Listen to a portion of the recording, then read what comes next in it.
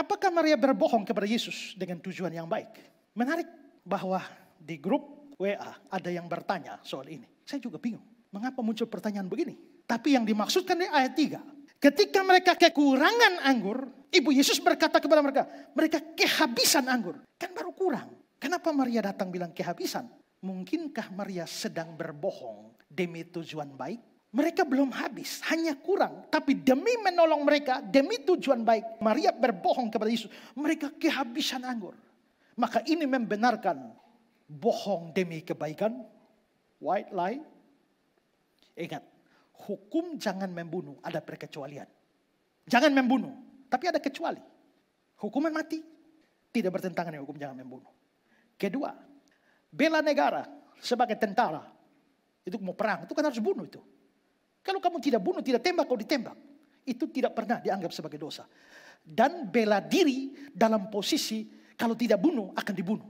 Saya dikejar orang bawa pedang mau dibunuh. Lari sudah lari sampai pojok. Jalan buntu, tidak tahu mau begini bagaimana. Dia sudah datang bawa pedang, saya lihat ada kayu, saya tak, mati dia. Saya membela diri dalam posisi kalau saya tidak bunuh, saya dibunuh. Tapi kan tidak mengasihi orang lain. Ya, saya mengasihi orang lain, tapi saya harus mengasihi diri saya sendiri. Kalau saya biarkan diri saya dibunuh, saya tidak mengasihi diri saya sendiri. Maka hukum jangan membunuh, ada perkecualiannya. Tapi hukum jangan berdusta, tidak ada perkecualian. Maka berdusta untuk tujuan tidak baik maupun berdusta untuk tujuan baik tetap adalah dosa. Nah, jadi kalau memang ternyata di sini Maria berbohong demi tujuan baik, Maria berdosa. Tapi saya kira tidak harus ditafsirkan bagian ini demikian. Maria tahu berapa undangan yang belum minum. Dan dia tahu sisa anggur berapa. Dan masih mereka sisa sedikit anggur. Ini kekurangan. Tapi Maria yang tahu ini masih ada 100 orang.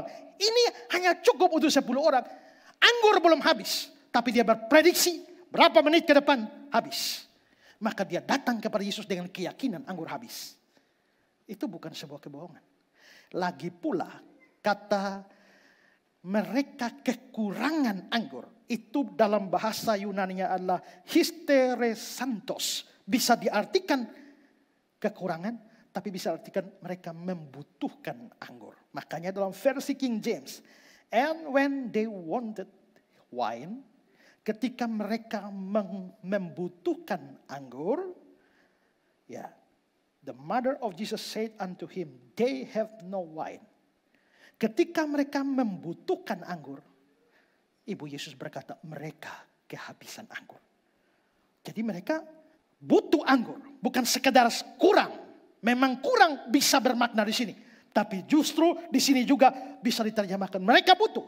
Karena apa? Sisa sedikit dan segera akan habis. Jadi Maria tidak sedang berbohong.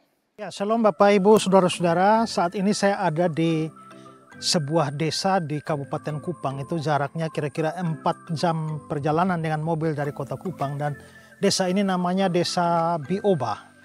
Dan Bapak Ibu, selama beberapa tahun ini saya bersama dengan GKIN Revival Kupang maupun juga Yayasan Karya Bakti Esrasoro menaruh perhatian untuk pelayanan di desa ini. Dan di sini kami membangun sebuah sekolah ya untuk anak-anak SD, sekolah berasrama, dan juga mau membangun sebuah gedung tempat ibadah untuk orang-orang Kristen di tempat ini.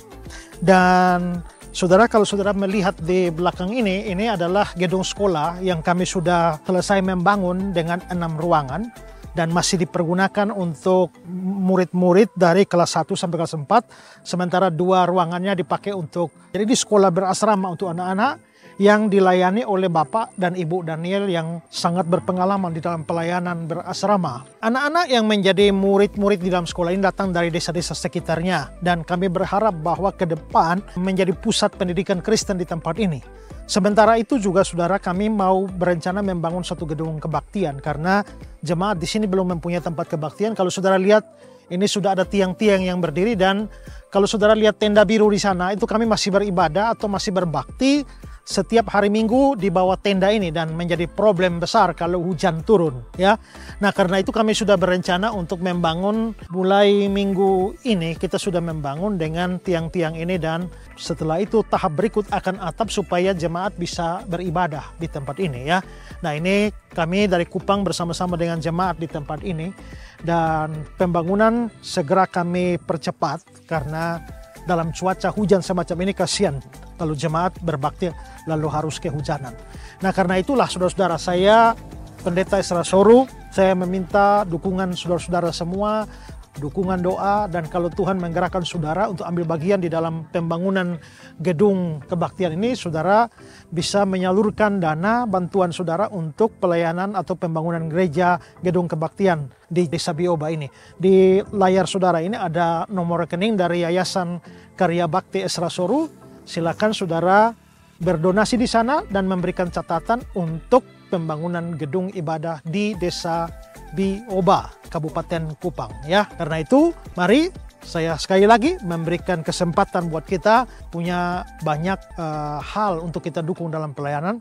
Tetapi kalau Tuhan memang menggerakkan saudara, mari ambil bagian bersama-sama dengan saya, GKIAN Revival Kupang, dan Yayasan Karya Bakti Ezra Soru. Biarlah jemaat Tuhan di sini boleh mendapatkan tempat yang baik untuk beribadah dan melayani. Tuhan memberkati saudara sekalian.